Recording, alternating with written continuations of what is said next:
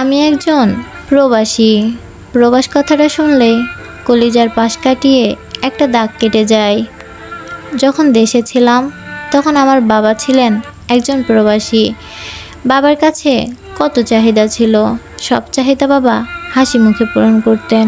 তাই আমিও ভেবে নিয়েছিলাম প্রবাসে মনে হয় অনেক সুখ, আর টাকা বাতাসে উড়ে।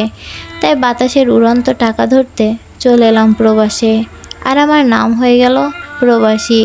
প্রবাসে আসার সঙ্গে সঙ্গেই বুঝে গিয়েছিলাম জীবন কী জিনিস। যেদিন এসেছিলাম তার পরদিন থেকেই কাজ শুরু করেছিলাম। ভালো প্যান্ট শার্ট পরে যখন গাড়িতে করে কাজের স্থানে নিয়ে গিয়েছিল, তখন মনের সব স্বপ্ন চোখ দিয়ে বের হয়ে উড়ে গেল ওই নীল আকাশে, যেখানে স্বপ্ন দেখতাম চেয়ার টেবিলে বসে অফিস করব।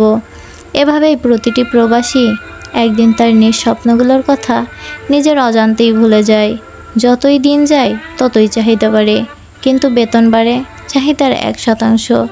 একটা প্রবাসীর কাঁধের উপর ভর করে কয়েকটা জীবন স্বপ্ন সাজায় ভালো থাকার। প্রবাসী ছেলেটা হাজার কষ্টের বিনিময়ে পরিবারের জন্য মাস শেষে টাকা পাঠায়। বসের কাছে প্রতিদিন কত কথা শুনতে হয় তা শুধু যারা প্রবাসে থাকেন তারাই জানেন।